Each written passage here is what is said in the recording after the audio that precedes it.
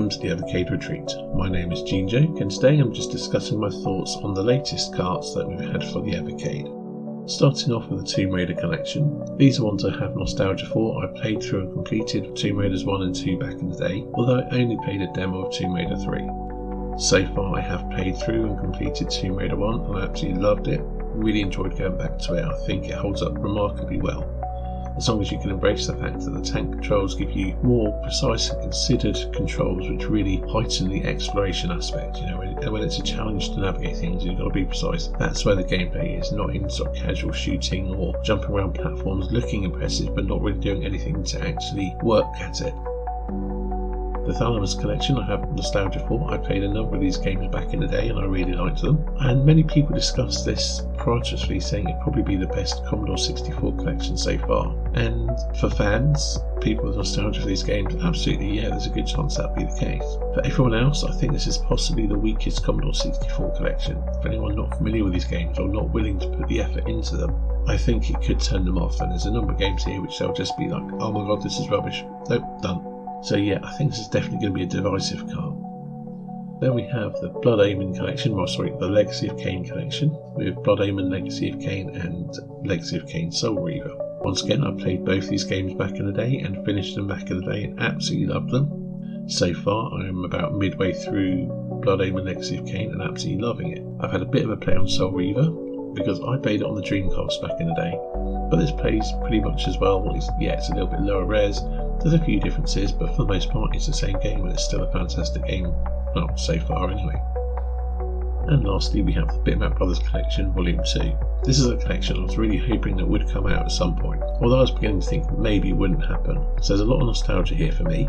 You know, some of these games I had played a lot, some I've played a little bit, and I wanted to go back and, you know, that's what I've been able to do so far and I'm enjoying it. But I can also see this collection not being for everyone. I think that a number of people could bounce off these games. Kadava isn't going to be the easiest game to get into, nor is its sequel, but if you persevere, I think people will enjoy the adventure.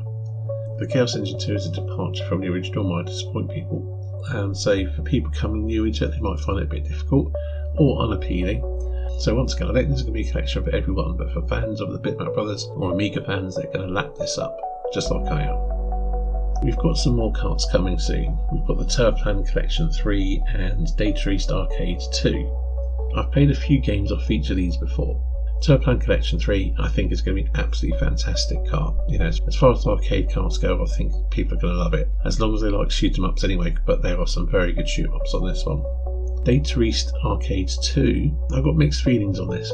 I suppose because we already have a number of the games on the Data East Collection 1, the console one, Two Crude Dudes and Midnight Resistance, and there.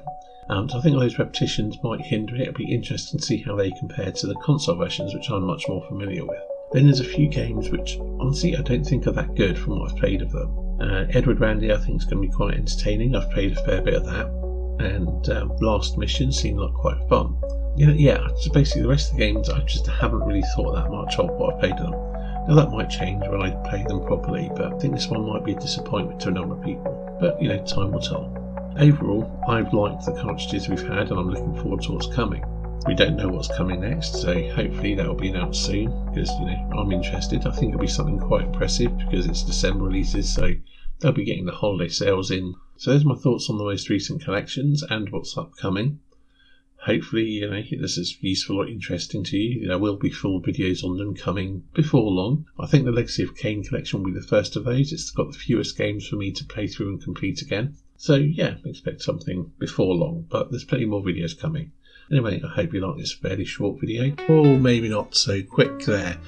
Blaze have dropped a new firmware update, which has got a couple of really interesting things.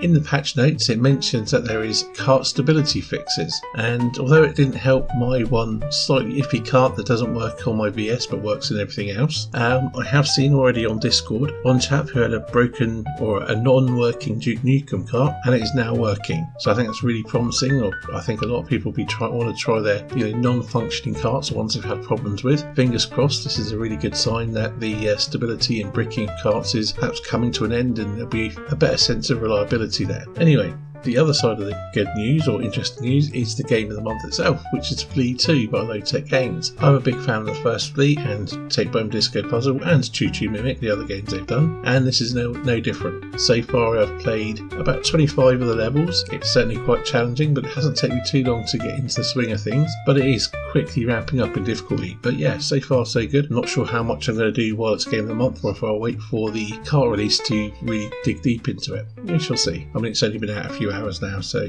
I'm going to leave you with a song, and that's it. I'll see you in the next video.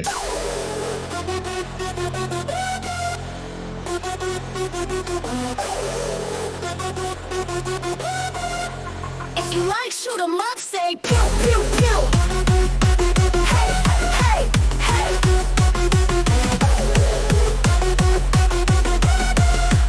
If you like shoot 'em up, say pew pew pew.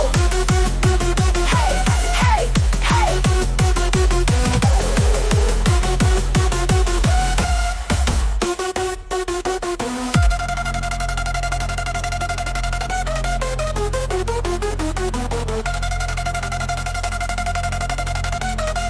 If you like shoot 'em up, say pew pew pew.